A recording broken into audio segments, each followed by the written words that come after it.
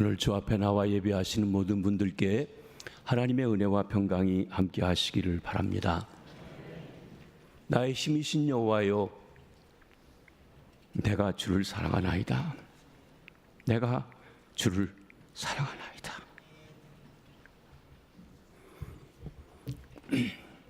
우리가 누군가를 사랑하면 그를 존중합니다. 그가 좋아하는 것을 나도 좋아하게 되고 그가 싫어하는 것을 나도 싫어하게 됩니다. 때로는 나의 이해관계를 넘어서 그 뜻을 존중해 줍니다. 내가 손해를 보더라도 내가 사랑하는 사람을 존중해 줍니다. 하나님을 사랑하는 것, 하나님을 존중하는 것입니다. 하나님의 권위를 순종하는 것입니다. 하나님은 권위자이십니다. 만물이 하나님의 권위에 의해 창조되었고 우주 만물의 모든 물리법칙이 하나님의 권위에 의해서 유지되고 있습니다. 누가 땅을 공중에 세웠습니까? 누가 지구가 스스로 돌면서 밤낮이 생기게 하고 봄, 여름, 가을이 생기게 했습니까? 누가 지구가 태양 주위를 돌면서 우리의 삶을 아름답게 살아갈 수 있도록 하셨습니까? 하나님이 정하신 물리의 법칙이 모든 것을 운행하십니다. 이 사실을 히브리서 기자는 그의 능력의 말씀으로 만물을 붙드시고 계시다고 요약해서 말씀해주고 있습니다. 그러므로 하나님을 잘 섬기는 사람은 필히 하나님의 권위를 알아야 됩니다. 그리고 그에게 순종하는 법을 배워야 하는 것입니다. 거기에 생명이 있습니다.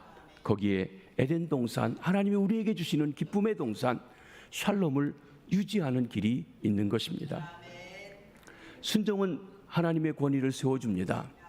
순종하고 하지 않고 거스릴 때 그 권위가 묵살당하게 되는 것입니다. 우리는 믿음으로 구원받아 생명을 얻었습니다. 영생을 얻었습니다. 그렇다면 이제 순종함으로 그 생명을 유지할 뿐만 아니라 풍성하게 해야 합니다. 우리 주님은 내가 온 것은 양으로 생명을 얻게 하고 더욱 풍성히 얻게 하려고 했습니다. 믿어 생명을 얻었다면 순종하여 풍성한 삶을 누려야 하는 것입니다. 그런데 우리 인간들은 하나님을 거스리며 살아갑니다. 자기 생각에 좋은 대로 행하며 하나님을 거스립니다. 하나님이 세워주신 질서와 권위를 거스리며 살아가는 데 익숙하고 있습니다. 그 죄는 에덴 동산에서 우리의 조상인 아담과 하와가 하나님의 금하신 선악을 알게 하는 나무의 열매를 따먹으면서 시작되었습니다. 이때부터 우리 인간들은 선악을 알게 하는 원리 속에 살아갔습니다. 네가 옳으냐 내가 옳으냐, 옳기만 하면 하나님의 뜻에 어그러지더라도 내가 해도 된다고 하는 생각을 하게 하며 살아왔던 것입니다. 옳고 그름의 수준에서 살아왔습니다. 생명 얻는 수준이 아니고 말입니다. 그 결과 상처를 받고 죽음에 이르게 되었습니다. 그런데 하나님의 권위에 순종함으로 생명을 택하고 자기 생각대로, 자기 생각에 좋은 대로 옳고 그름을 따지려고 하지 않은 사람이 있었습니다. 하나님을 중심에서 사랑한 사람, 하나님 앞에 사로잡혀 살았던 사람, 다윗이 바로 그 사람이었던 것입니다. 우리는 지난 주일날 다윗이 거대한 골리앗을 물리쳐 이기고 승리하고 나라를 위기에서 구원한 사건을 살펴보았습니다. 다윗이 블레셋의 장대한 거인 골리앗을 죽이자 백성들이, 여인들이 찬송하며 그를 칭찬합니다. 사울이 죽인 자는 천천히요 다윗은 만만히로다.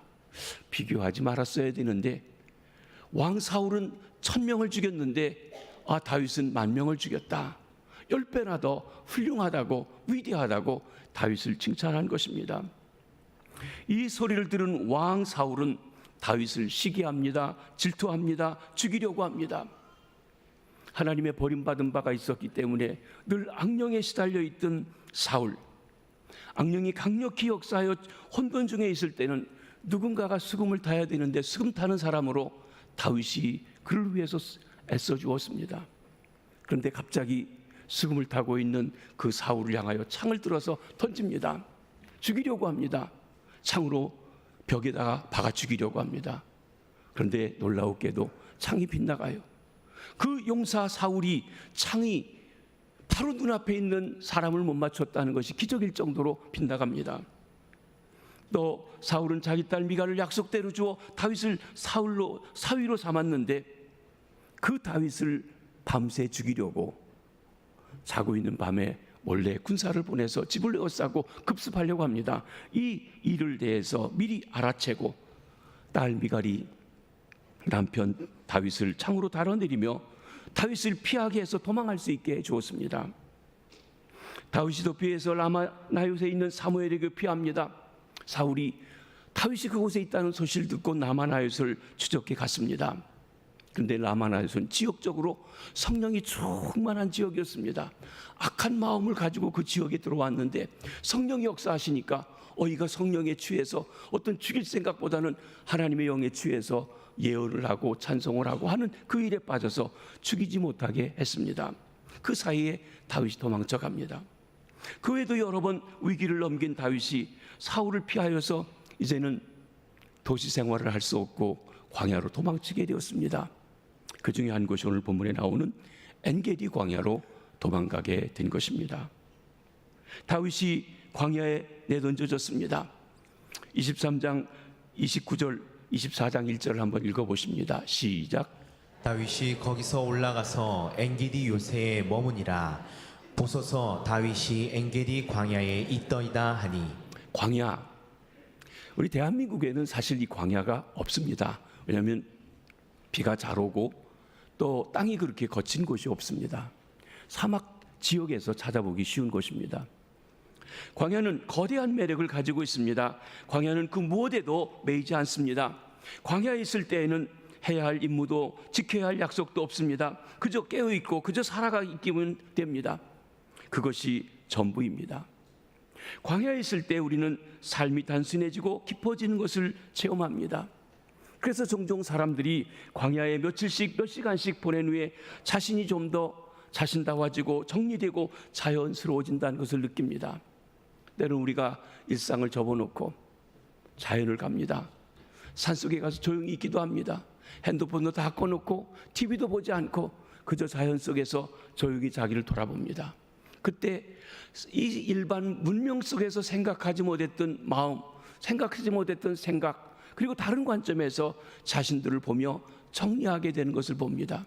때로 우리가 종종 그렇게 모든 것을 내려놓고 자연 속에 들어가 보는 것도 필요합니다.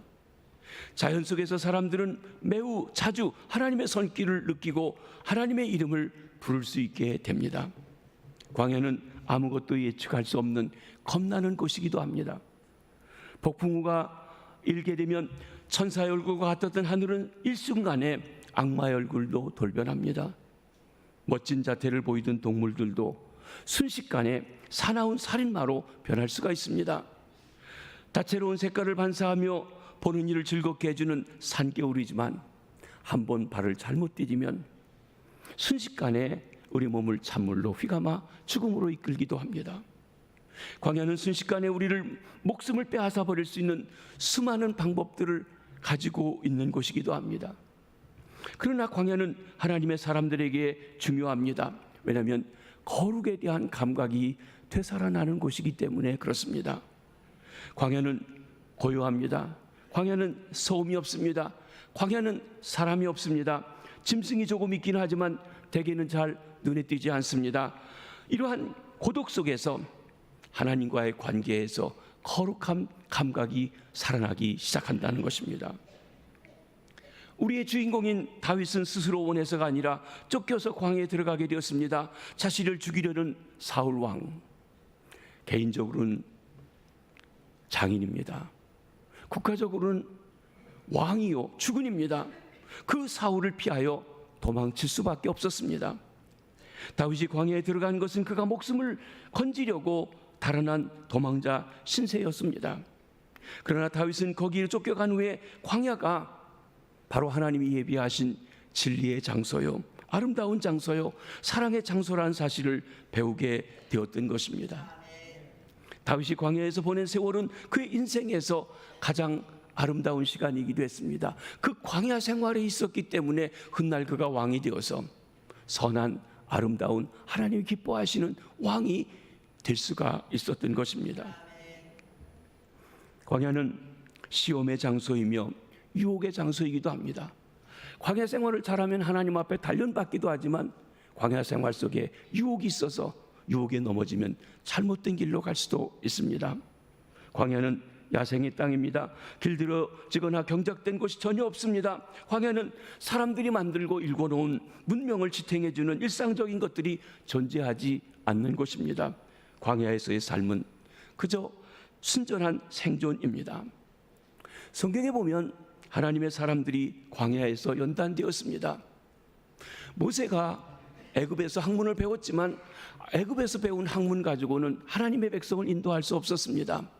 그래서 하나님께서 그를 40년 동안이나 광야에 보내서 하나님을 배우고 인내를 배우고 백성들을 인도하는 법을 배운 후에야 그리고 나서 하나님이 그를 이스라엘 백성을 인도하게 하셨습니다.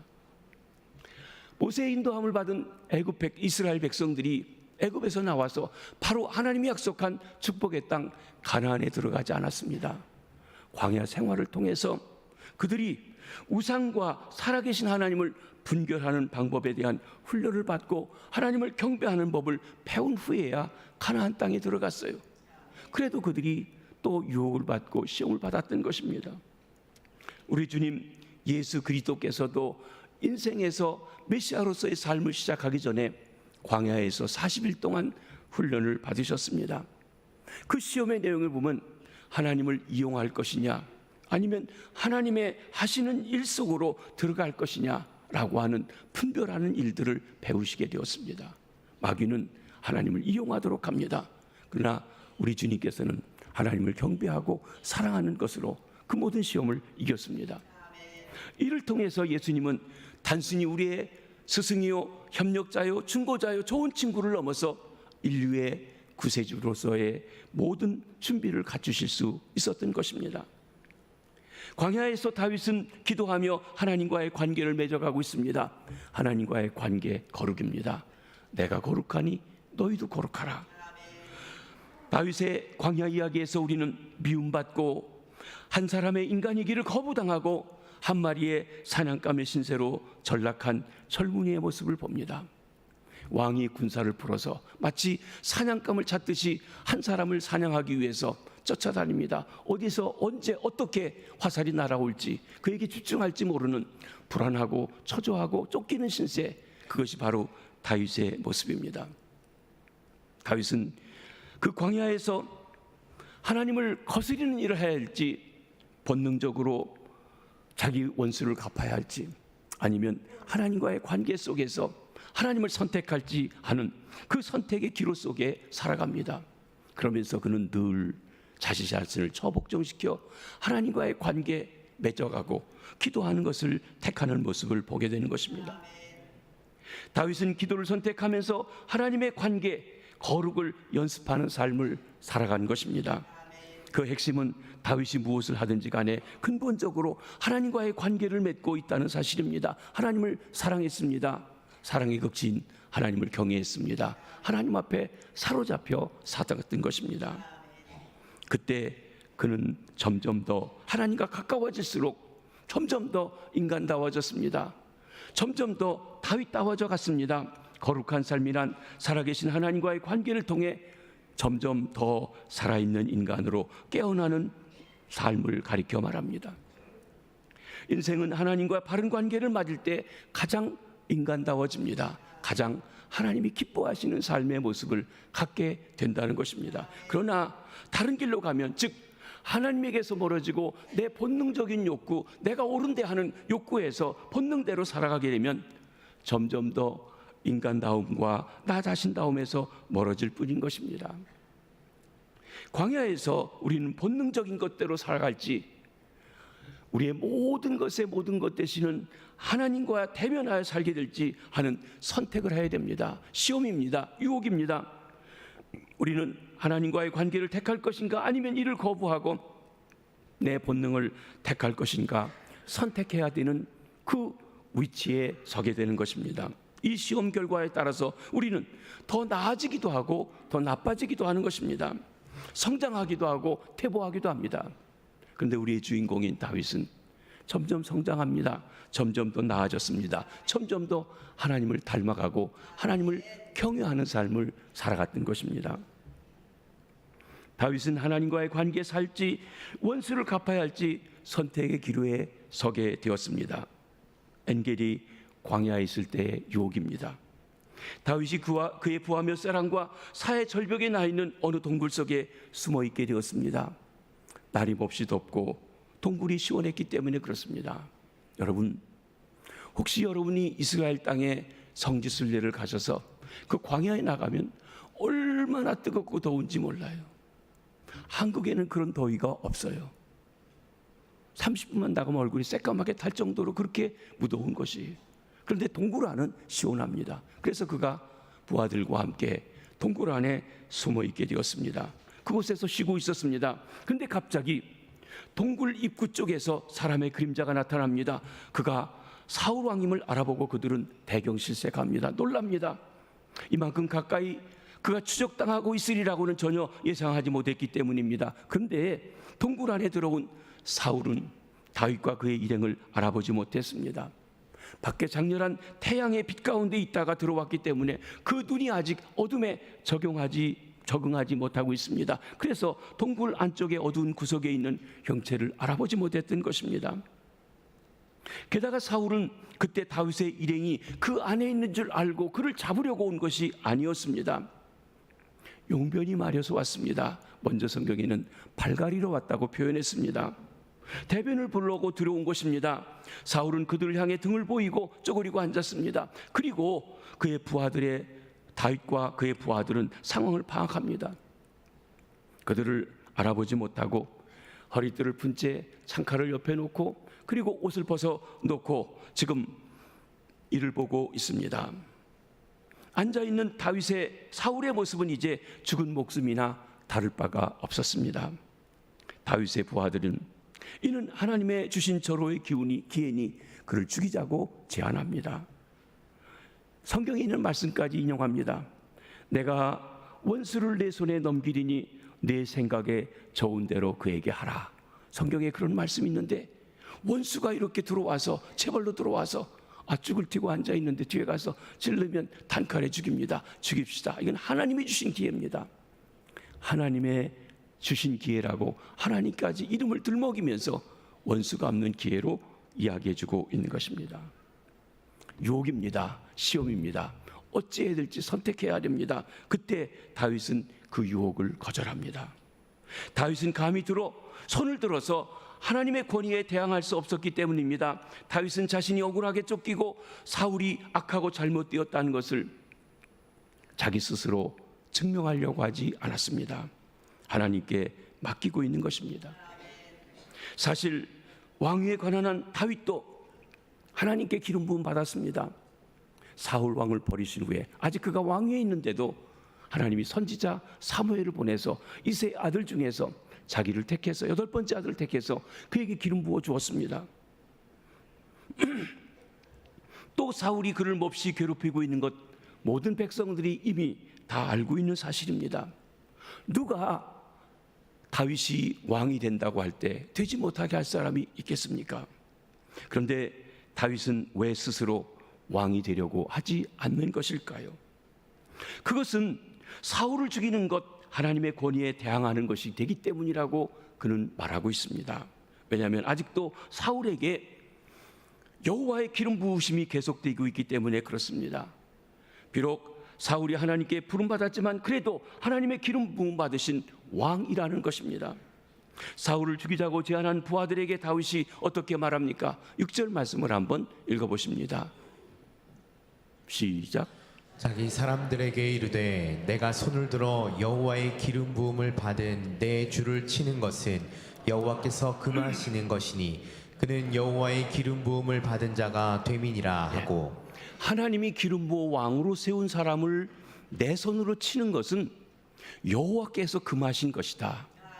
하나님이 금하신 것이니 하나님의 권위를 위해서 내가 할 수 없다고 말합니다.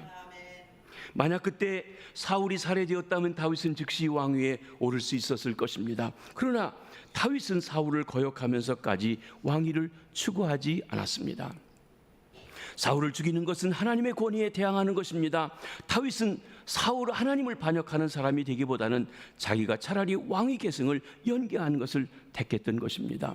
아마 이런 마음도 있었을 것이에요. 이 왕 같지 않은 왕, 이 왕 때문에 얼마나 많은 백성들이 괴롭힘을 당하고 어려움을 당하고 곤고함을 당하고, 왕이 왕으로서 백성들을 잘 다스리기는커녕 한 사람, 자기 사위, 자기 부하, 자기를 위해 충성한 사람을 죽이려고 온갖 백성을 동원하는 저런 사람을 죽여 없애야 빨리 이 나라가 평안해질지 알 것이냐. 얼마나 명분이 좋습니까? 얼마나 혼자의 욕심이 아니라 온 백성들의 그 마음을 대변하는 그런 일이 되겠습니까?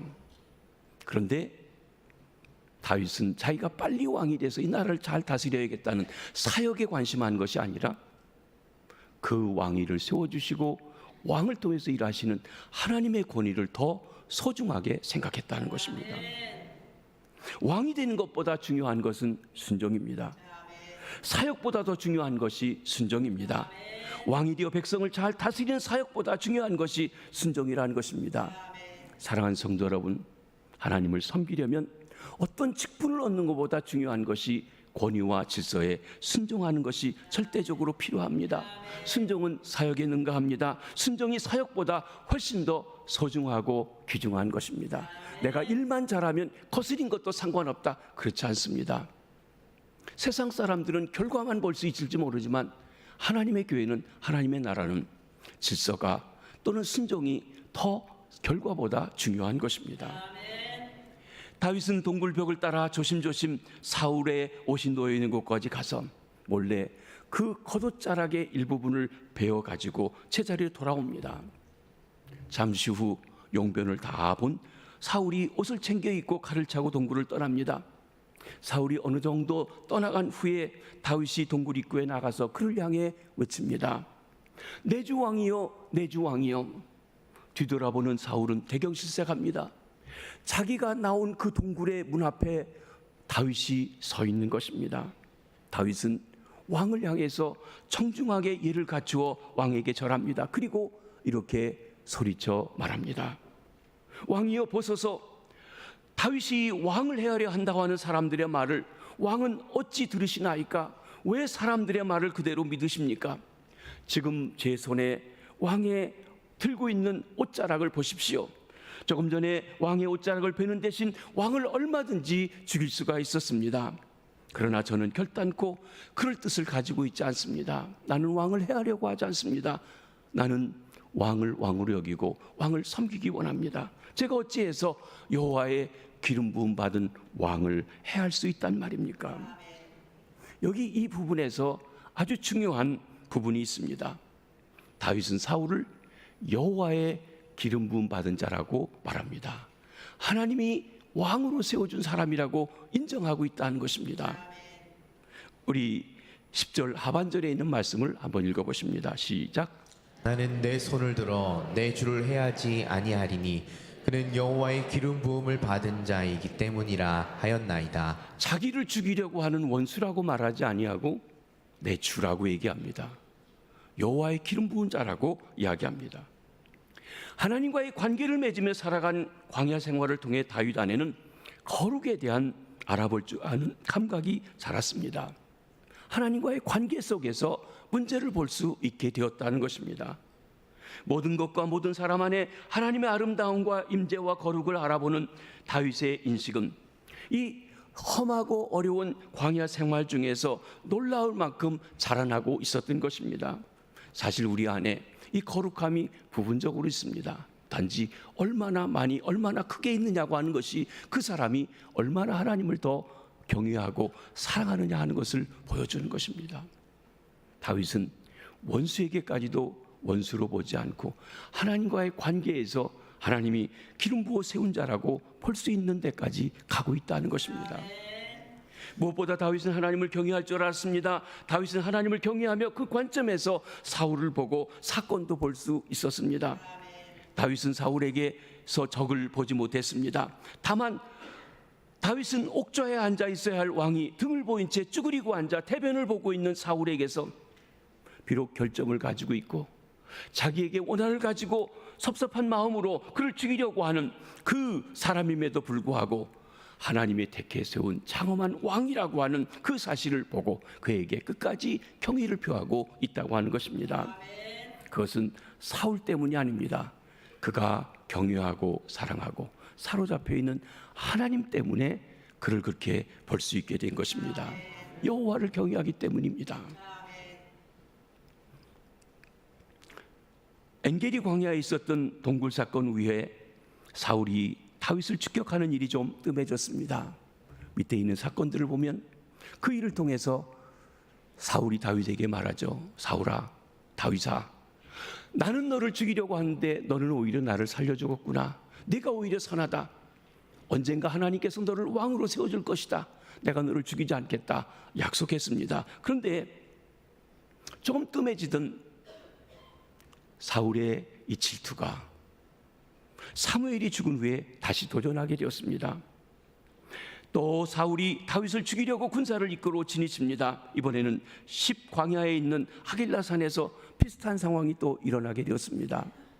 하길라산에 사울의 진이 있고 다윗이 숨어 있으면서 어느 날 밤 그는 자기 진심을 몰라주고 괴롭히며 죽이라는 사울을 죽일 수 있는 기회가 또 찾아오게 된 것입니다. 야밤에 다윗이 부하 장수 중에 아비새라고 하는 장수를 데리고 사울의 진영을 몰래 들어갑니다. 사울은 무방비 상태로 잠에 골아떨어진 사울의 그 진영까지 깊이 들어갑니다. 여러분, 왕이 자리 잡고 있는 곳 맨 끝에 있지 않을 것입니다.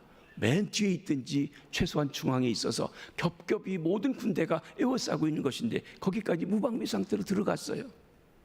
그리고 이제 골아떨어진 사울을 놓고 아비새하고 단둘이 대하게 되었습니다. 이번에도 다윗은 손쉽게 사울을 죽일 수 있게 되었습니다. 무방비 상태로 잠에 골아떨어져 있는 사울을 보는 것입니다. 함께했던 장군 아비새가 사울을 죽이게 해달라고 간청합니다. 왕이요, 두 번 찌를 필요도 없습니다. 사실 전쟁에서도 맞대어 놓고 싸우다가도 한 칼에 죽일 수 있는데 지금 무방비 상태로 자고 있는 사람 단칼에 심장을 찔러서 두 번 찌를 필요도 없이 죽일 수 있습니다. 하나님이 주신 기회입니다. 절호의 기회입니다. 전에 왕을 다시는 취직하지 않겠다고 한 약속도 어긴 사람입니다. 죽이려고 하는 사람입니다. 죽이십시다 하는 것입니다. 그때 그 아비새에게 다윗이 이렇게 말합니다. 사무엘상 26장 9절 말씀을 한번 읽어보십니다. 시작. 다윗이 아브새에게 이르되 죽이지 말라. 누구든지 손을 들어 여호와의 기름 부음 받은 자를 치면 죄가 없겠느냐. 여호와의 기름 부음 받은 자를 치면 죄가 없겠느냐. 하나님과의 관계에서 봅니다. 내 원한 갚는 일에 바라보고 있지 않다는 것입니다. 그러면서 그를 세운 하나님께서 그를 치실 것인데 그가 언젠가 자연사를 하든지 아니면 그가 전쟁에 나가서 죽게 하시든지 하나님이 해결하실 때까지 기다리겠다는 것입니다. 그러면서 그는 아비새에게 이렇게 제안합니다. 뭐라고 제안합니까? 11절을 한번 보십니다. 시작. 내가 손을 들어 여호와의 기름 부음 받은 자를 치는 것을 여호와께서 금하시나니 너는 그의 머리 곁에 있는 창과 물병만 가지고 가자. 여호와께서 기름 부어 세우신 자를 치는 것은 하나님께서 금하시는 것이다. 하나님이 싫어하는 것이다. 그러니 우리가 여기 갔다 와서 죽일 수 있는 게 죽이지 않았다는 것을 증거하기 위해서 물병과 창만 가지고 가자 하고 이야기하는 것입니다. 엔게디 광야의 동굴 속에서나 십광야의 하길라에서나 두 경우 모두 광야 훈련을 받은 다윗의 눈에는 사울이 적이 아닙니다. 하나님의 기름 부음 받은 자로 보았던 것입니다. 사람들이 만들어내는 소음과 소란 속에서 멀리 떨어져 아무것도 없는 광야에서 홀로 침묵하며 살던 다윗은 사울에게서 다른 누구도 발견하지 못했던 하나님의 영광, 하나님의 기름 부음, 하나님의 세운 왕이라고 하는 사실을 깊이 바라볼 수 있었던 것입니다.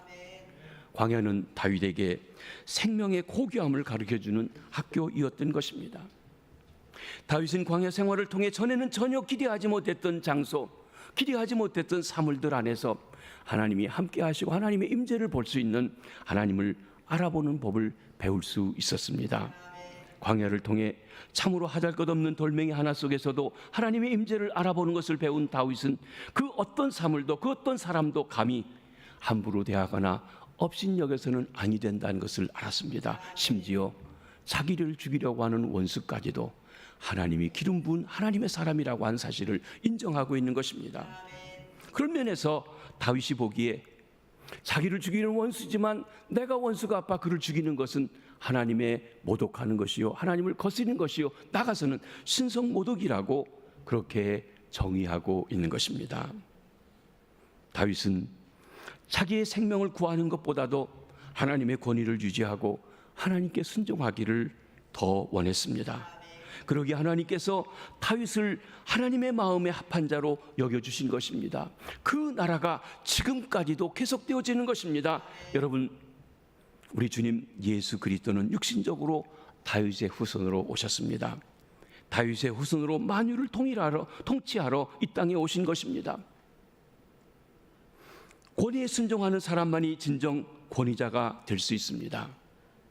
우리는 우리 안에 거스림의 뿌리를 다 제거해야 합니다. 성령의 불로 거스림의 뿌리를 태워버려야 합니다. 내가 예수 믿어 구원받은 것만 중요한 것이 아닙니다. 믿어 구원받았는데도 불구하고 우리에게 거스림이 있다고 하면 그 뿌리를 성령의 불로 태워버리지 아니하면 순종하기 어렵고, 순종하기 어렵다면 하나님이 주신 풍성한 삶을 누리지 못하게 되어지는 것입니다. 주님을 주로 믿는 교회는 하나님께 순종하기 위해서 존재하는 공동체입니다. 교회가 복을 받으려면 먼저 성도들이 마음 깊이 하나님의 권위를 알고 그 권위에 순종하는 일이 필요합니다. 하나님이 세우신 질서에 순종하는 것, 하나님의 권위에 순종하는 마음인 것입니다. 하나님의 권위에 순종하는 것, 그것이 하나님을 사랑하는 것입니다. 나의 힘이신 여호와여, 내가 주를 사랑하나이다. 하나님의 권위를 순종함으로 하나님을 진정 사랑하는 주의 백성들이 다 되시기를 주님의 이름으로 축원합니다. 기도하겠습니다.